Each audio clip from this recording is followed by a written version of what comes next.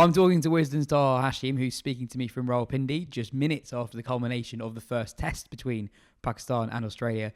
Taha, before we get onto the pitch and the cricket, I want to get a sense of what the atmosphere's been like in Rawalpindi. Australia, just the fourth side to tour Pakistan for a test series since international cricket's return to the country, and it's the first time Australia have played a test there in 24 years. How have the Pakistani public received Australia?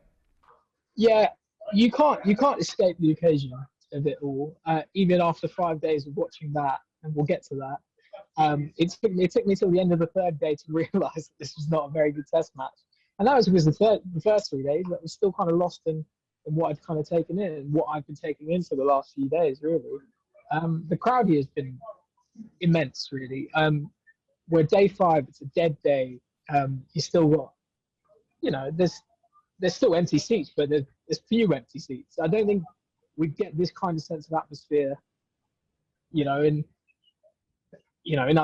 other countries. It was peculiar kind of watching it today because the crowd was still filtering through, and obviously they recognised that they were going to see Abdul Shafiq score 100. They recognised they were going to see Imam Haq score 100, and that means something. Just to give you an example, I went and sat in the crowd for a bit today, and I spoke to a dad who brought his 16-year-old son along. His 16-year-old son was decked in a Pakistan shirt, had sort of encyclopedic knowledge, loves Pat Cummins, wants to go play cricket one day. And so this day still meant a lot to him, this day meant a lot to his dad. So, that's just one story, but I'm sure there are stories like that across the ground today, because this is still a significant occasion. 24 years, it's a number that's been going around all week. You keep hearing it. There's a lot of appreciation for Australia coming here, but not just them coming here. It's the full strength team coming here. I think that means a lot because they're seeing the best players in the world. They're seeing Smith, they're seeing Hazelwood, they're seeing Cummins, and so it's still very hard to get out of that occasion. I think now we will move away from that. We'll talk about how terrible that pitch was. And hopefully we'll have more of a contest in the next 2 tests where we can actually talk about the cricket, which is what everyone does want to get to eventually. You want to see a good contest.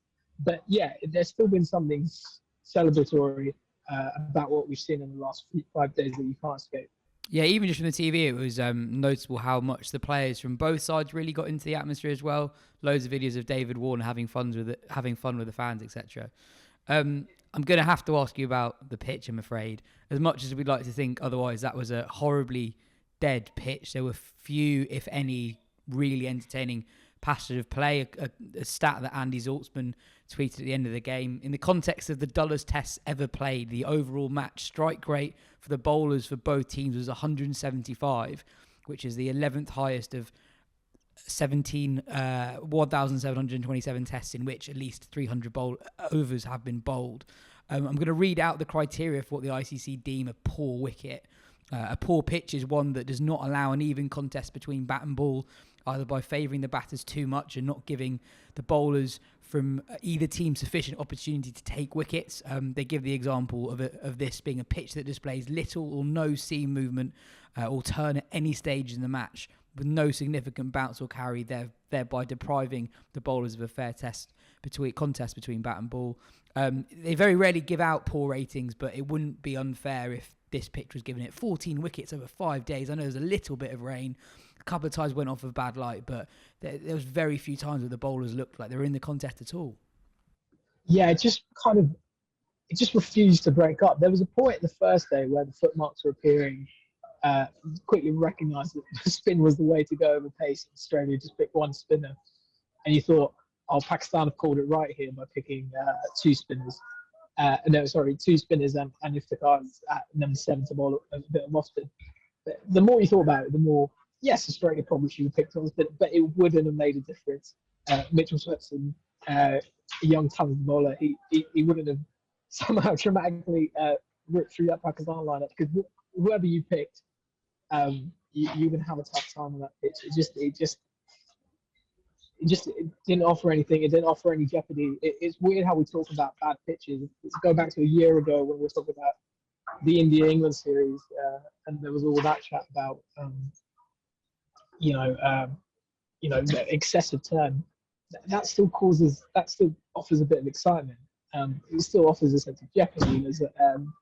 You know, this was obviously the complete opposite, and this for me was like kind of the worst type of a bad pitch, really, isn't it? Do you think the Australia bowlers are escaping a little bit of criticism because they only took 3 wickets? I mean, the 4th wicket was a run out across 239 overs. Pakistan did at least bowl Australia out. And in the second innings, I know they turned away from their seamers completely fairly early on in the contest, but that's a long time to only get 4 wickets. Yeah, but then again, look, it's very obvious that Pakistan aren't bowled Australia. But then again, also take into account Australia haven't really warmed up. So this test basically turned into a warm-up match for them. They don't know these conditions like the Pakistanis do, obviously. So you kind of have to almost give them this test match off. I don't like doing that. I feel like a test match should be given more importance. But the matter of fact is they haven't done warm-up games, so this basically becomes their warm-up.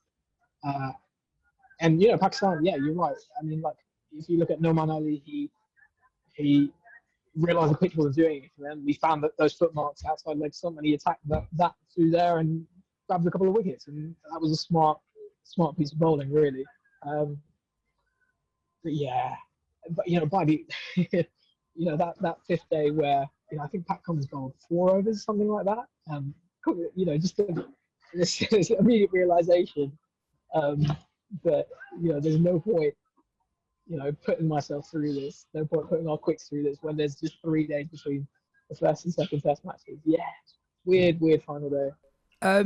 Some people, not many, argue that Pakistan could have shown a little bit more intent with the bat in that first innings. If they did score 600 rather than 470, that is a different game. Do you buy that at all? The thing is, it was such a slow pitch that, look, yes, it was kind of easy to bat on. I wouldn't say it was necessarily easy to score on. I thought the most enthralling passage of play was the start of day 3 when Khawaja and Warner are batting, and they went for their shots. But they also had the new balls, and they had the pace of Shaheen and Naseem, who were really going for it, and testing them with the short ball and stuff. And so that was when you could really score. But it was, look at someone like Steve Smith. It's all about, Smith may not be the level he was a few years ago, but even he was getting his runs. But wasn't, you never really looked at any, you never really looked at him as being free flowing. It's just, it was tough to that criticism of not showing enough intent. It's tough to really. I'm not totally convinced by it, to be honest. Yeah, when there's so little pace in the pitch, it looked like it was still hard to score quickly. Basically, you could get your runs, but you still had to take your time and do it. Yeah. I was saying to you earlier that I think me and you have been a bit spoilt in recent times by watching England. England are entertaining for predominantly the wrong reasons, but the right ones as well. I really and miss also, watching England. And I also think it is actually worth saying that the batsmanship to make it look that easy is something that we can take for granted a little bit. I think both teams obviously batted very well in those conditions. One thing that's quite interesting about this series is that there are 2 teams that are quite hard to work out where they are at the minute. Australia are ranked number 1 in the world, but they haven't played an away test in nearly 3 years. And this Pakistan side has actually changed a lot in recent times. I mean, we were talking the other day that really only Azhar Ali in this side you'd really associate with that UAE era of Pakistan cricket. The turnover has actually been pretty quick. So which players, from a Pakistan point of view, stood out for you? It'd be very hard for me not to say Imam ul Haq scoring 2 centuries. Look, the second one, obviously, a lot of part-time bowling, so you have to take that into consideration. But the first day, it's hard not to be really impressed by that. Obviously, we didn't totally grasp just how much of a road it was on the first day. But look, he's making his first Test appearance since 2019, and he's still up against Stark, Cummins, Hazelwood. Take into account, forget the conditions and focus on Test cricket as a mental game. That's still a battle to overcome. You might still get one that you switch off from and you're out it wasn't impossible to get out for a low scoring test. Travis Head got out for 8. My thoughts are with him. Um, you know, um, and Imam Hook focused. He played really nicely. He kind of was patient to begin with against pace, recognized opportunities against spin when Travis Head came on. Used his feet against line. It was still a very well constructed innings. So he really impressed me. I'm going to speak 6th first class game, 3rd 100, first test 100. Don't know much about him, but I think we'll be seeing a lot more of him. Granted, that first test century has come against a lot of part-time spin bowling, but you still got to put the balls away, and he did that. And he's obviously got a record. He's probably got a stupid average right now. I haven't looked at it, but he's obviously a pretty decent player, and so I think we're going to see a lot more of him. He's quite sorry, just on him. He's quite an interesting story because you're right in saying he's only played 3 first class games that are not test matches, and his domestic side is the same one that Babar Azam plays for, and in 2019-20, that their side had at least 5 players who played test cricket for Pakistan. So it's a hard side to get into. He gets in there, and I think he scores 100 on debut, and he's got a lot of teammates that are good people to impress. He gets parachuted straight into a Pakistan squad, but there's no first-class cricket in Pakistan for a year. So just as you'd expect him to take the next step in his development and hopefully score more runs in domestic cricket, he didn't actually get that opportunity, and Pakistan made the quite brave call to just take him on their tours to. I think he was a reserve to England, and he was a reserve in New Zealand. They gave him a few T20s, and then here he is now 3 tests into his career, and I think he's passed 50 in 5 of his 8 first-class innings, and he's turned 3 of those into 100. So, even just aesthetically, I thought it was really impressive, very pleasing on the eye, and he just looks very composed in defence. He's got a very Babar-esque kind of just nudge into the leg side that's very calm.